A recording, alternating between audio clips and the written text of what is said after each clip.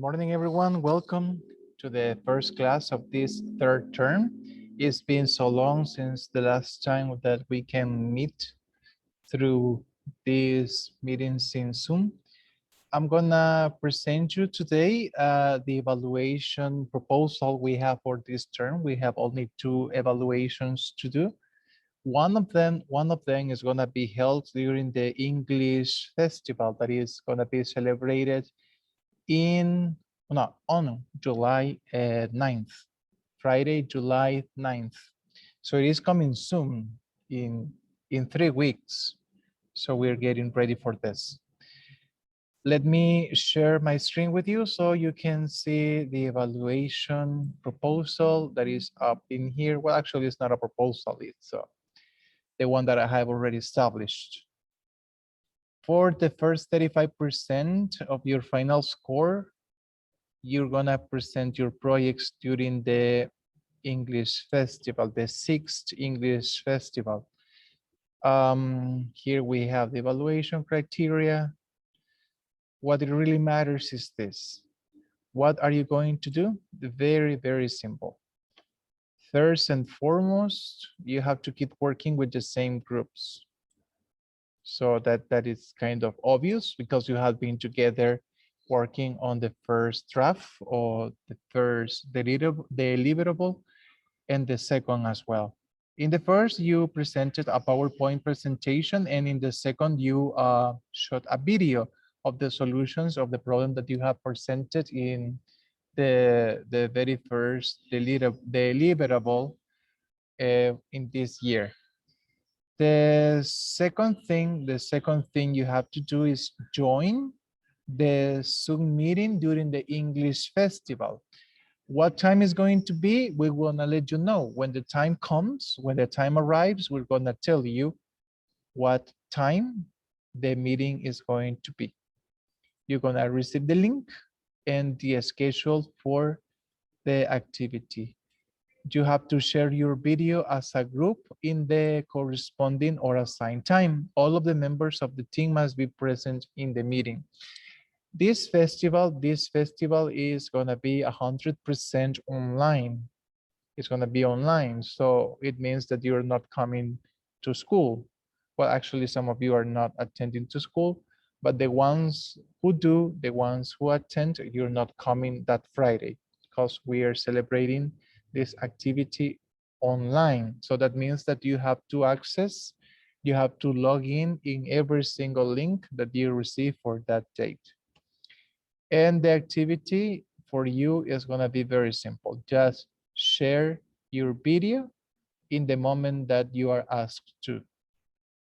Do you have any questions? The video can be the same because you sent me some clips in the previous term to my email and I got them. So I assume that you also got those links with you. And your only task will consist of sharing the screen in the meeting. So a teacher is gonna be in charge. It's not gonna be me. It's gonna be someone else. And he's gonna allow you to share your video in that session of work. Do you have any questions about the evaluation for the English Fest? Or is it crystal clear? It is clear. Thank you so much. So, and those are instructions that I already gave you for the previous term.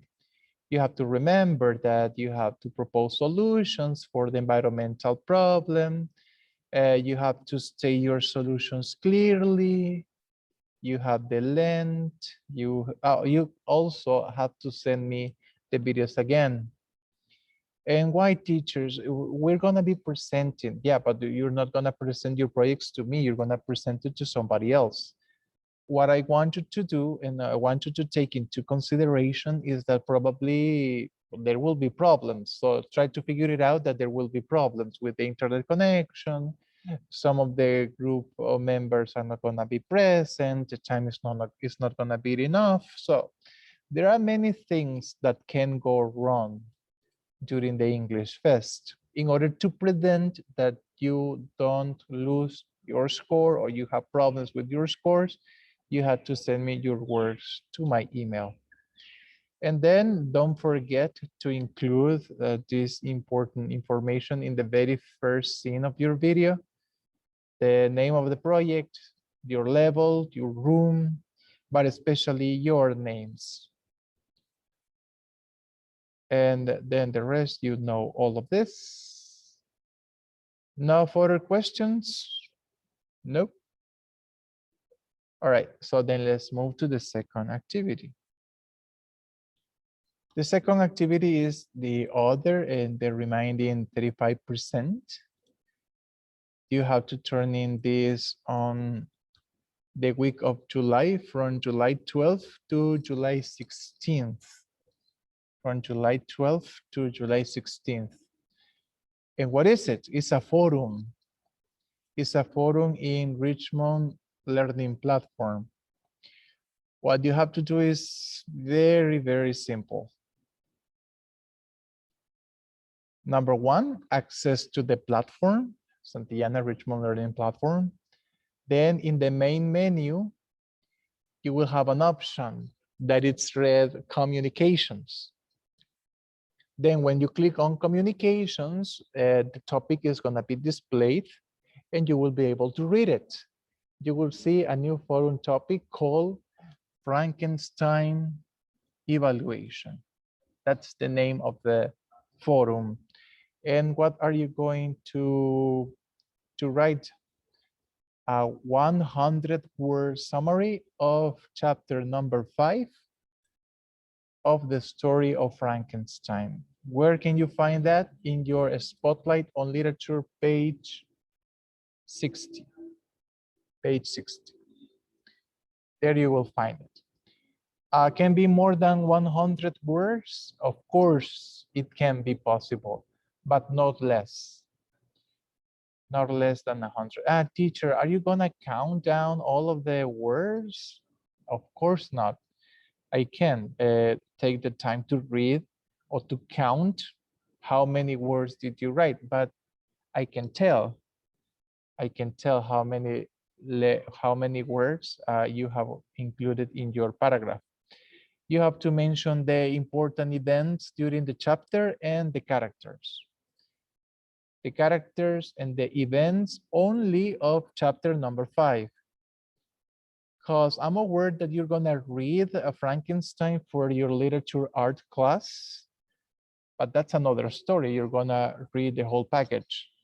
In the English class, for the English class, you will read only chapter number 5. And this is what you have to summarize, chapter number 5. Then submit your paragraphs. So there's a choice that says create, and the other one says cancel. Obviously, you have to click on create. If you click on cancel or you just close the tab, your answers will not be recorded and you will have problems because it's not going to be registered. The evaluation will start and end according to the homework planner. You haven't received your homework planner yet, but eventually you will receive it and you will see the date. But is this week. You have to write your forums this week.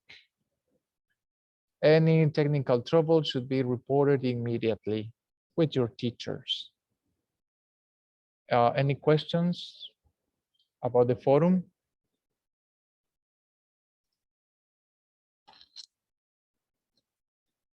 Questions?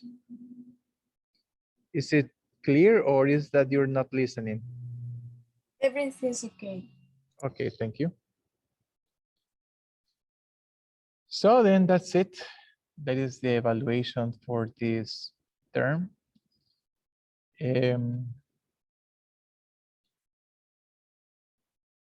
Don't save, don't save, save. Okay, now let's move to the topic. That is Frankenstein, chapter number 5.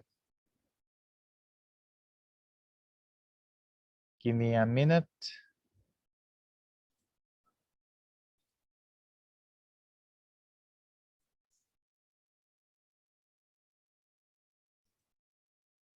All right, there it is. Frankenstein or the Modern Prometheus, chapter number 5. Page 60 in your spotlights.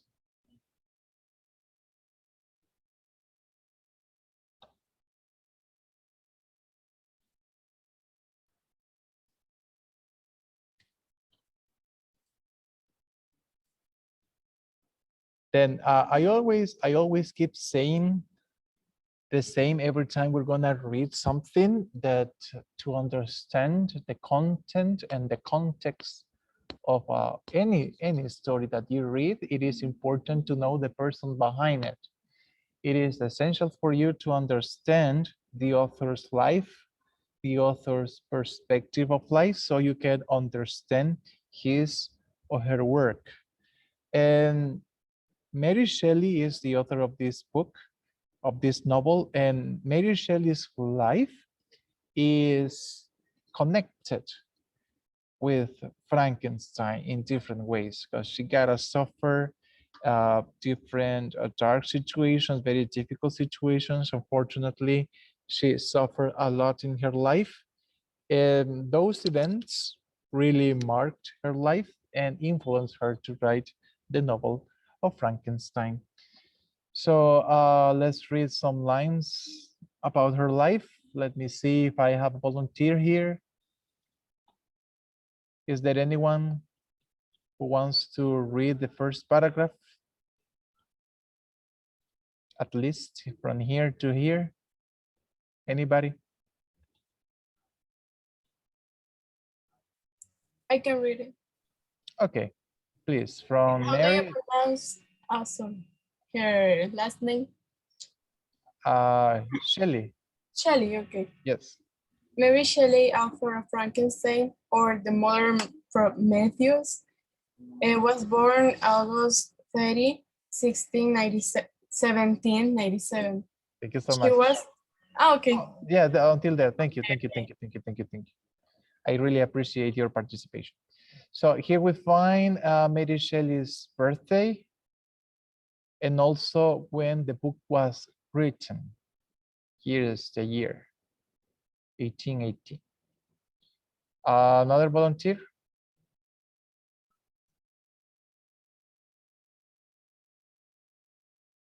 Another person? Me, teacher. Oh, Axel, okay. Yeah. From here to writer. Okay. She was the daughter of the radical philosopher William Godwin, and her mother's name, Mary Wollstonecraft, who died days after her birth, was the famous defender of women's rights and a writer. Thank you so At much. the age of Thank you. Till yeah, then, yeah. thank you, Sorry. Axel. No, don't be. Thank you for your participation. So we see that she was the daughter of a radical philosopher, William Godwin, and her mother was a defender of women's rights. So in other words, she was a feminist, and she also was an author. So that means that it runs in the family, right? That she comes from a writer's family. She became a writer as well. And her mother died. So you see, one of the tragic events in Mary Shelley's life is that her mother, Mary Wollstonecraft, died days after Mary Shelley's birthday, or yeah, birth date. You see that is a tragic event in her life, and there are others that are coming later on, and you will read them right now. Another volunteer, I can. Marjorie. At the age of 17, Mary fled to Italy with the poet Percy Shelley. After the suicide of the Shelley's wife, they had several children, of whom only one survived. Thank you. So when she was 17, she fled. Fled means that she escaped, that she went, that she flew away to Italy with a poet, Percy Shelley. So that's why she's Mary Shelley, because she adopted her husband's last name. He has suffered a tragedy in his life. His ex-wife committed suicide, and then he married Mary Wollstonecraft, and they had several children. So she got pregnant many times, but her offspring died, and only one survived.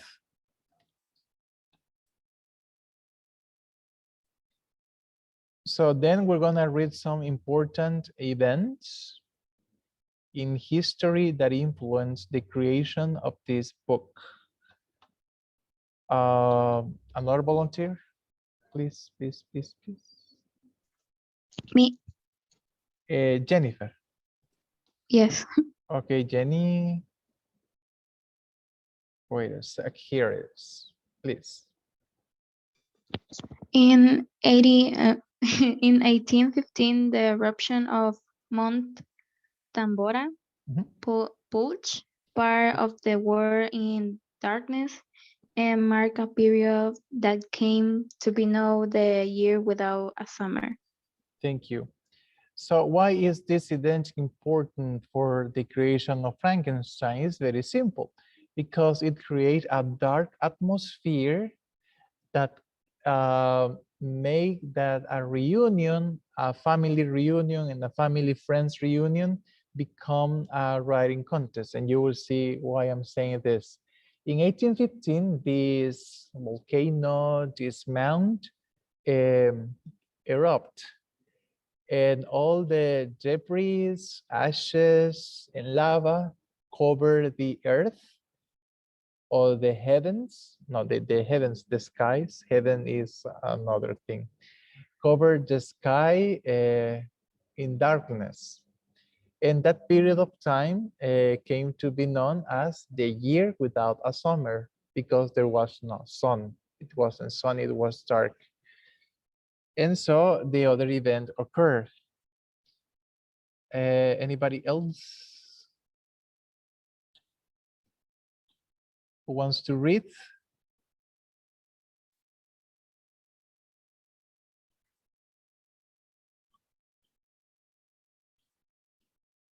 Maybe Dara? Okay. Please, Dara. Oh, when Mary and Percy arrived at Lord Byron's house, they spent most of their vacation indoors. So Byron proposed a ghost writing contest for enjoyment and a stormy June 9 in 1816. Mary was 18 when she crafted the story of Frankenstein, often called the first true work of science fiction, superficially a Gothic novel. Thank you. So when Mary and Percy arrived to Lord Byron is a writer, as far as I remember. He was a writer. They arrived, but because it was dark, the summer was not the same because of this event. They proposed to stay indoors, and he proposed a ghost writing contest. So the person who writes the best scary, frightening novel was gonna be the winner of this contest.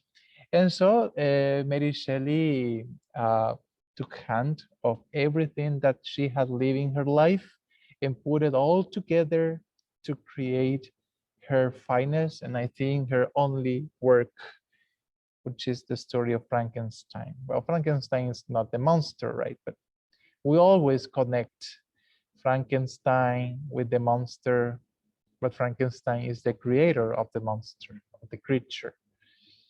And on a stormy June night, 1816, the novel was written, or at least she drafted a lot of Frankenstein. When she was 18, she crafted the story. Finally, when she was 18, she crafted the story that is considered the first true work of science fiction.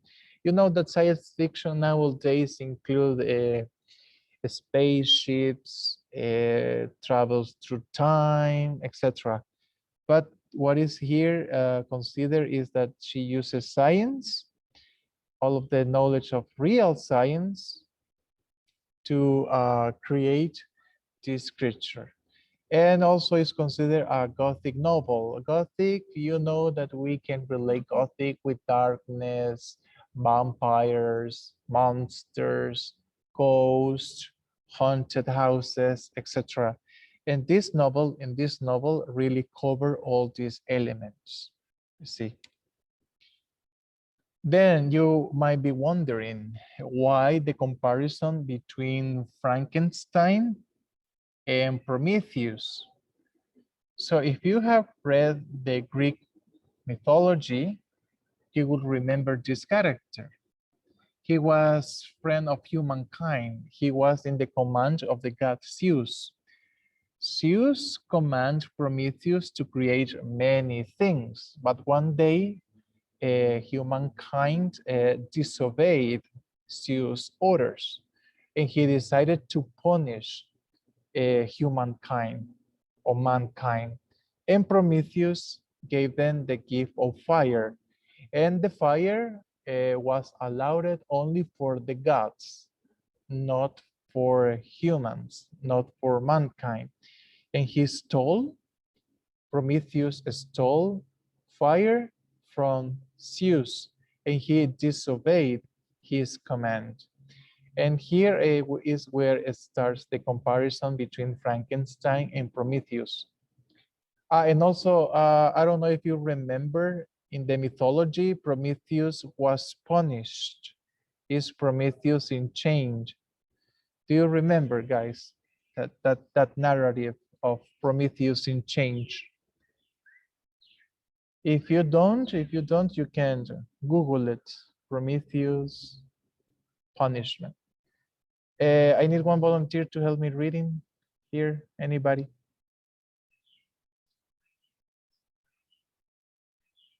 Read the first paragraph, from life to immortality.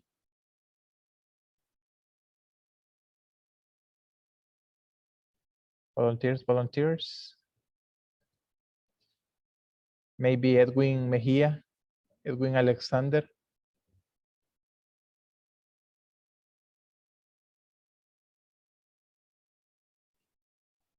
Not listening. Janil Aileen. Hi. Hello, Janil. Okay. From here like, to here. Okay. Like Prometheus, I can't see the other word. Okay, there. Can you like, now? Yes, yes. Okay. Sorry. Okay. Like Prometheus, sacred fire, Victor Frankenstein, science, give humans what one has belonged only to the gods immortally. Thank you. Thank you. So you see, the first thing is that they have in common. What they have in common, Prometheus and Frankenstein. Prometheus gave humankind fire because it was just for the gods, not for humans. And he stole the fire and he gave it to humans.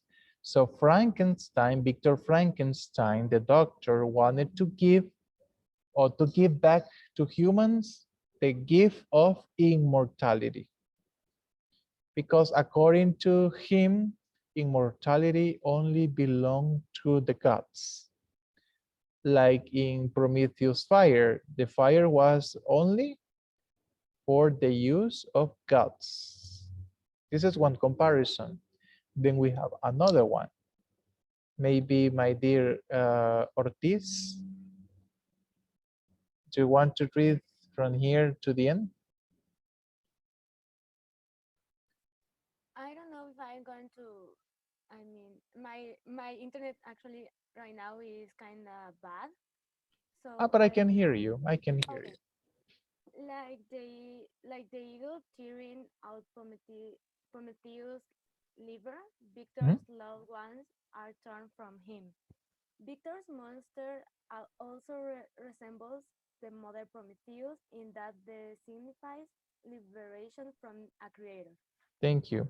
So we have two more comparisons. When Zeus discovered that Prometheus has stolen the fire and he had given to humans, he Prometheus to a mountain.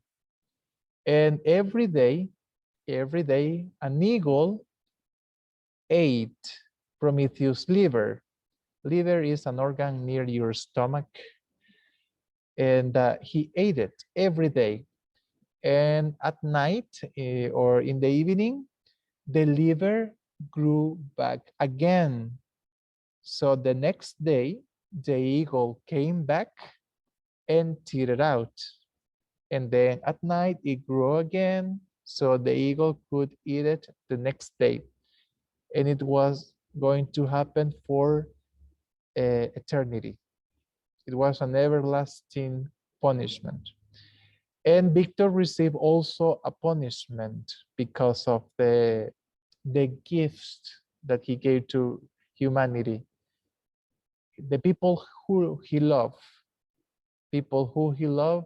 were torn from him. The creature killed one of people that Victor loved. And the other resemblance is that they both, Victor and Prometheus, liberate themselves from their creators.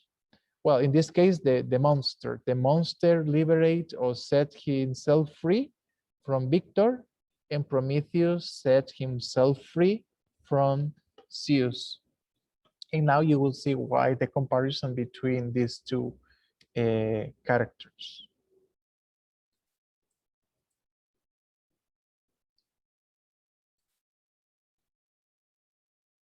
And finally, we have a summary of chapter number 5, but we're not gonna read it now because I want you to listen and read the story. So get to your books, page 60, and we're gonna listen to the story. Just give me 1 minute.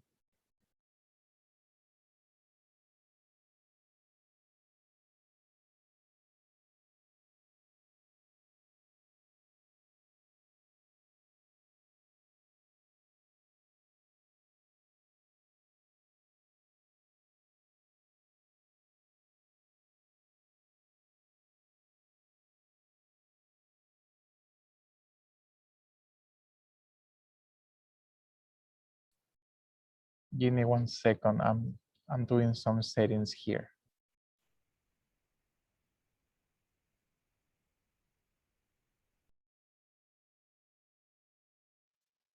It was on a dreary night of November that I beheld the accomplishment of my toils. With an anxiety that almost amounted to agony, I collected the instruments of life around me, which I might infuse a spark of being into the lifeless thing that lay at my feet. It was already 1 in the morning. The rain pattered dismally against the panes, and my candle was nearly burnt out, when by the glimmer of the half-extinguished light, I saw the dull yellow eye of the creature open. It breathed hard, and a convulsive motion agitated its limbs. How can I describe my emotions at this catastrophe, or how delineate the wretch whom with such infinite pains and care I had endeavored to form?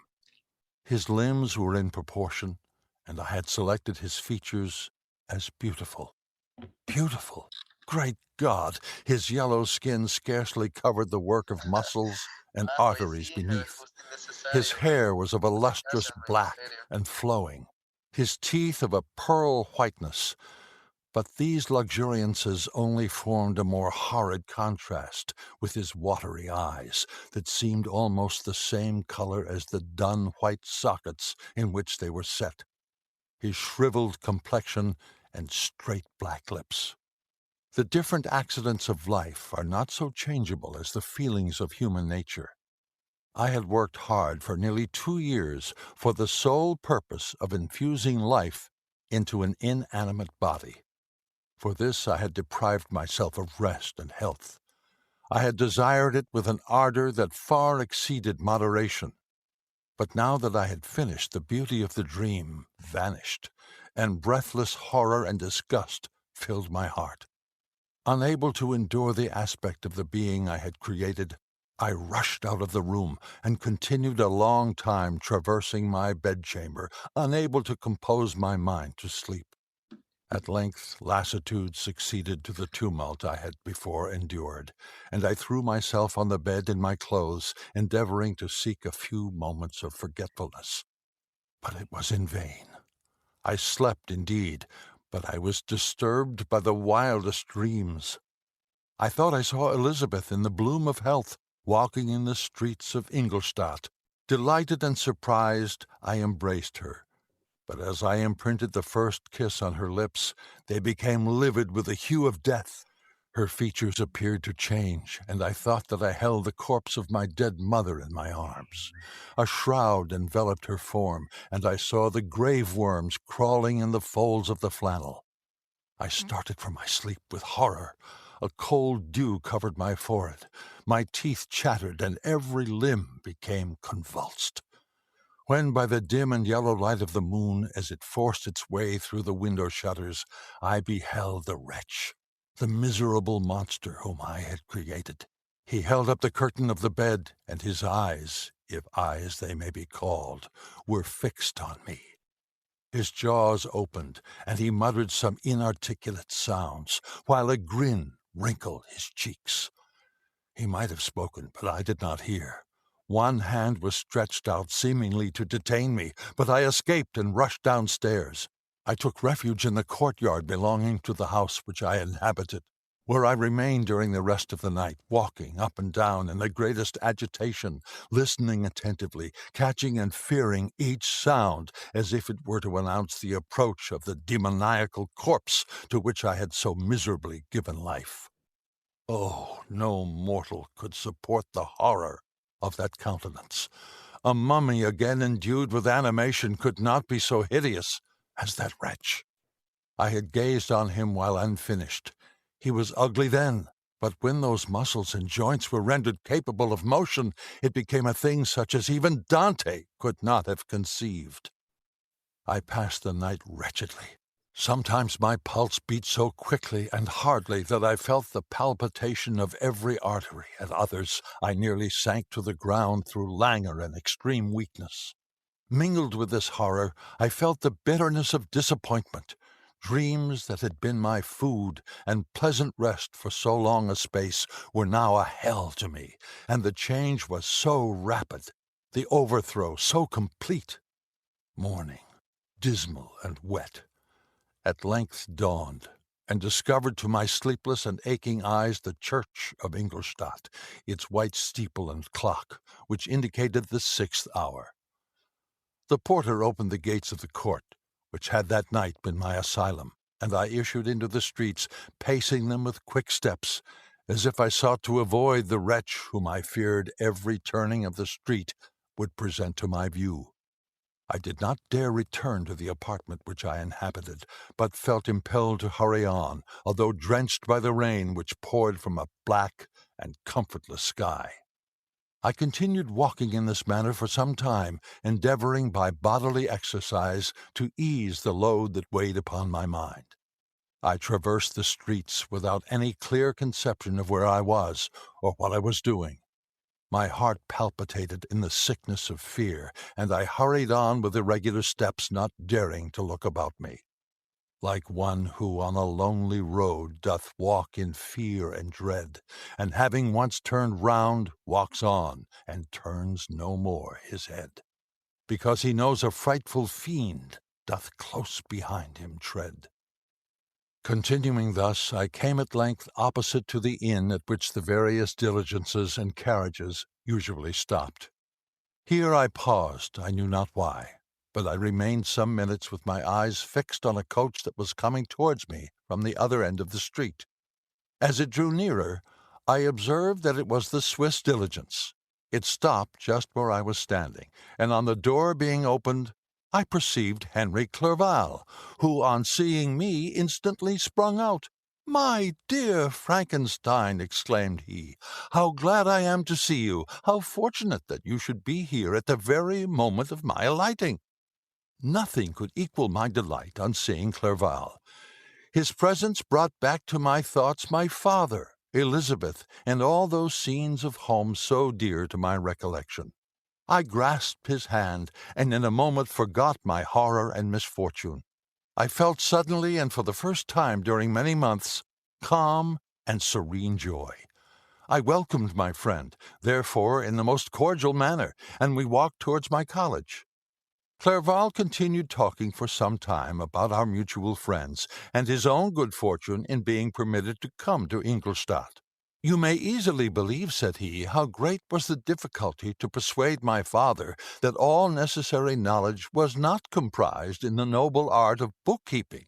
And indeed, I believe I left him incredulous to the last, for his constant answer to my unwearied entreaties was the same as that of the Dutch schoolmaster in The Vicar of Wakefield. I have 10,000 florins a year without Greek. I eat heartily without Greek." But his affection for me at length overcame his dislike of learning, and he has permitted me to undertake a voyage of discovery to the land of knowledge. It gives me the greatest delight to see you, but tell me how you left my father, brothers, and Elizabeth. Very well, and very happy, only a little uneasy that they hear from you so seldom. By the by, I mean to lecture you a little upon their account myself. But, my dear Frankenstein, continued he, stopping short and gazing full in my face, I did not before remark how very ill you appear, so thin and pale. You look as if you had been watching for several nights. You have guessed right. I have lately been so deeply engaged in one occupation that I have not allowed myself sufficient rest, as you see. But I sincerely hope, that all these employments are now at an end, and that I am at length free. I trembled excessively. I could not endure to think of, and far less to allude to, the occurrences of the preceding night. I walked with a quick pace, and we soon arrived at my college.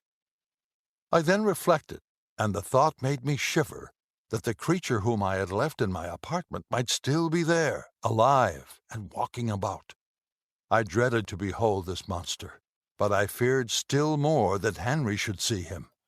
Entreating him, therefore, to remain a few minutes at the bottom of the stairs, I darted up towards my own room.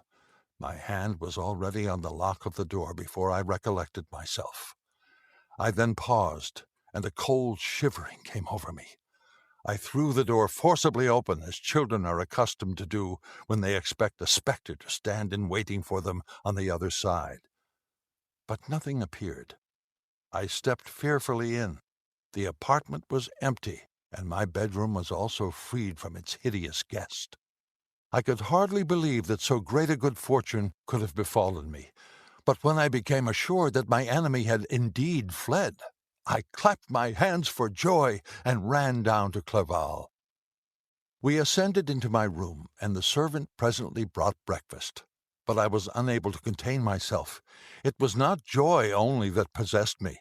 I felt my flesh tingle with excess of sensitiveness, and my pulse beat rapidly. I was unable to remain for a single instant in the same place. I jumped over the chairs, clapped my hands, and laughed aloud. Clerval at first attributed my unusual spirits to joy on his arrival, but when he observed me more attentively, he saw wildness in my eyes for which he could not account, and my loud, unrestrained, heartless laughter frightened and astonished him. "My dear Victor," cried he, "what, for God's sake, is the matter? Do not laugh in that manner. How ill you are! What is the cause of all this?"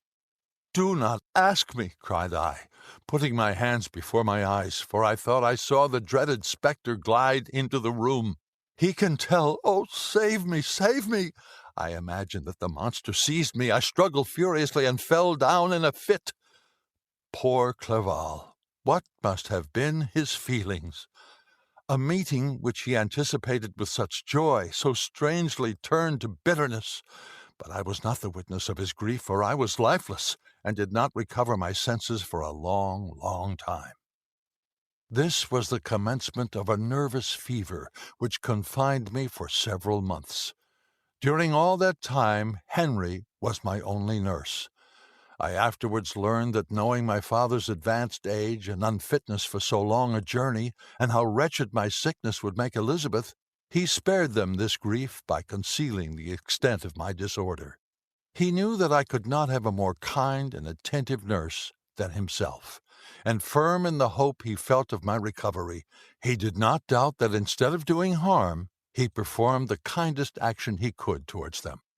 But I was in reality very ill, and surely nothing but the unbounded and unremitting attentions of my friend could have restored me to life. The form of the monster on whom I had bestowed existence was forever before my eyes, and I raved incessantly concerning him. Doubtless my words surprised Henry. He at first believed them to be the wanderings of my disturbed imagination, but the pertinacity with which I continually recurred to the same subject persuaded him that my disorder indeed owed its origin to some uncommon and terrible event. By very slow degrees, and with frequent relapses that alarmed and grieved my friend, I recovered. I remember the first time I became capable of observing outward objects with any kind of pleasure. I perceived that the fallen leaves had disappeared, and that the young buds were shooting forth from the trees that shaded my window. It was a divine spring, and the season contributed greatly to my convalescence. I felt also sentiments of joy and affection revive in my bosom. My gloom disappeared, and in a short time I became as cheerful as before I was attacked by the fatal passion. "Dearest Clerval," exclaimed I, "how kind, how very good you are to me! This whole winter, instead of being spent in study, as you promised yourself, has been consumed in my sick room. How shall I ever repay you? I feel the greatest remorse for the disappointment of which I have been the occasion, but you will forgive me. You will repay me entirely if you do not discompose yourself, but get well as fast as you can. And since you appear in such good spirits, I may speak to you on one subject, may I not?" I trembled. One subject? What could it be? Could he allude to an object on whom I dared not even think?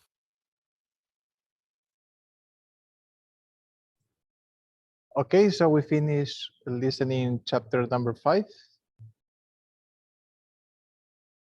And now we're gonna see the review. Now that you have been able to read and to listen to the chapter, we can read the review or the summary. Not the review, basically is the summary.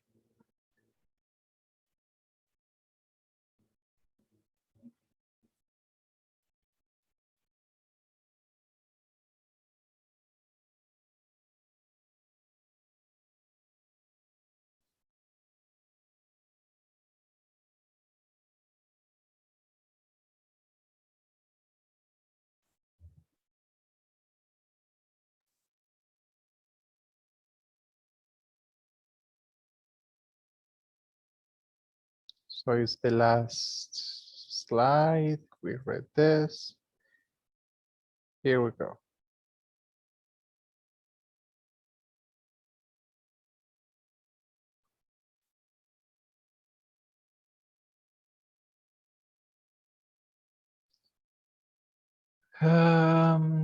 Let me see who is here. Diego Salvador. Can you unmute your microphone? Can't you? Diego Josué Salvador.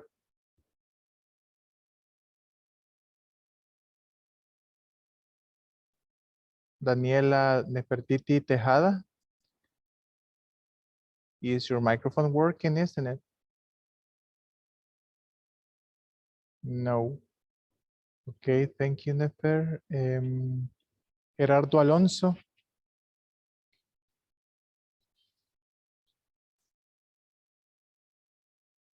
Are you listening?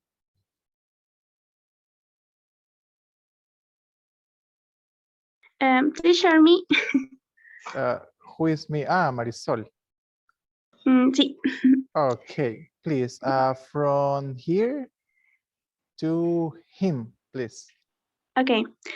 One stormy night after month of labor, Victor completes his creation, but when he brings it into life, it is awful, apparent, or is in. Thank you. Thank you so much. So this is the very beginning of the chapter. In a stormy night, after months of work months of labor, Victor finally accomplished his dream, inflict life into an undead. Well, no, it's not undead, it's a dead body. Undead is totally the opposite, it's not that. So to a dead body, he inflicts life to a dead body or a corpse. But at the end, it turns out that he was not satisfied with his work. So you see all the sacrifice, all the time that he got spent on his creation, and he finally is able to bring it to life. He got scared. He got horrified by the awful appearance of his creation. But what did he expect? He just armed up Frankenstein, well, the creature from dead bodies. So how do you expect it to have a handsome man? You see, this Victor Frankenstein is not the smartest guy. He's not the brightest crayon in the box. Let me see, anyone else? Another volunteer? Me, Thank teacher. you, thank you, Axel. From here, he rushed. To house. House. Oh, okay. He rushed to the next room and tries to sleep, but they is troubled by nightmares about Elizabeth and his mother's corpse. He wakes to discover the monster looming over his bed with a grotesque smile and rushed out of the house. Thank you.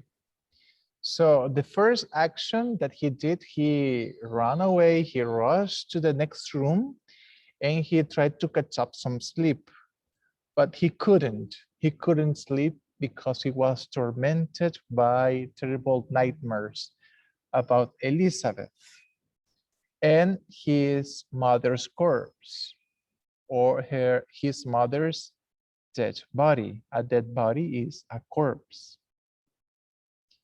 And then when he finally could conceal his sleep, he woke up and he found out that the monster was observing him with a smile, with a grotesque smile. And then my dear Victor Frankenstein, totally horrified, fled the house.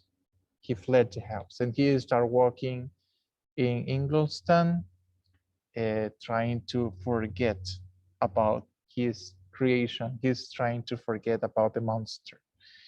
The last one, the last volunteer. Can I, teacher? Of course. The next morning, he goes walking in the town of Ingolstadt. How do you pronounce it? Ingolstadt. Ingolstadt. Frantically avoiding a return to his now haunted apartment. Thank you. Thank you, Simon.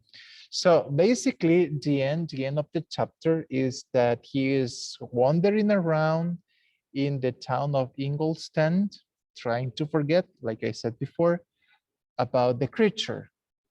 But there was a fact that he cannot escape, is that the monster is alive, the monster is out there, and he feels that he lives in a haunted apartment, a haunted house. And then arrives a friend of him, which is Henry Clerval, and he is afraid. He's afraid that the monster attack his friend Henry. But this is something that you already read in the chapter. We just listen. And then the second part of the summary.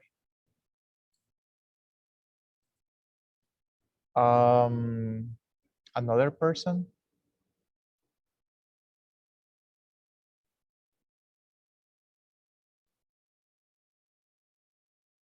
Maybe Valeria Beltrán?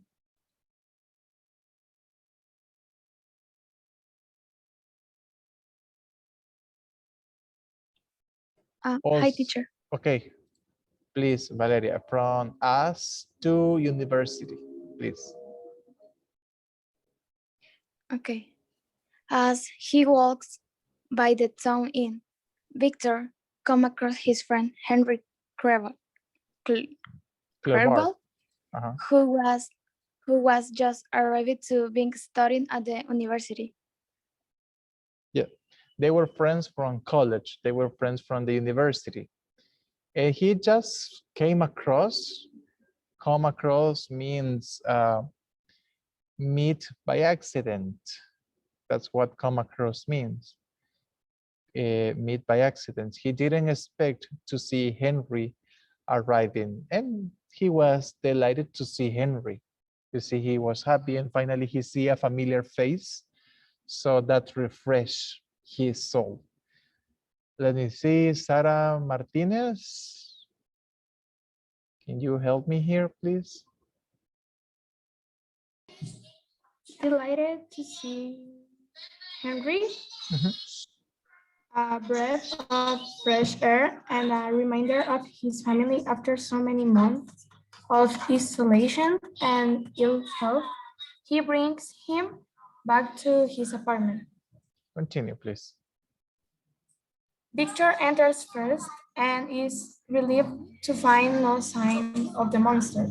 Thank you. Thank you so much. So as I said, Victor took Henry to his place, but he was with that feeling, he was scared. He was suspecting that the monster was gonna be inside, and he entered first. He entered the apartment first, but then he feel relief when he found out that the monster has gone. The monster has gone, it's not there anymore. And the last paragraph is gonna be read by. Let's see who is here. Maybe Carla Linet. Hi, teacher. Please, Carla, from but to the end. But we can by months of work and shock at the horrific behind he has created, he immediately falls ill with a nervous fever that lasts several months. Henry nurses him back to health, and when Victor has recovered, Gives him. gives him a letter from Elizabeth that had arrived during his illness. Thank you. So the end of the chapter is that my friend Victor fell sick. He got sick of a lot of work, a lot of exhausting work, and also his nerves because of the monster. And he got with a terrible fever. He got a terrible fever, but Henry was there to look after him. He nursed him back to health, and then Victor recovered. And then at the end, he says that he received some letters from Elizabeth. Maybe Elizabeth is the woman of his life. To be honest, I don't remember the plot of the story. I read it a long time ago, and I can't remember. But I read chapter 5, and I remember every detail of chapter number 5. That is something, and it counts. Okay, my friends, I don't know if you have any questions or doubts. The summary is already there. This is basically what you have to write in your second assignment of this term. A summary of this very chapter, chapter number 5. Do you have any questions, comments before we leave? Nope. Everything's okay? Okay. So my friends, see you next class. Thank you very much for your participations and your contributions.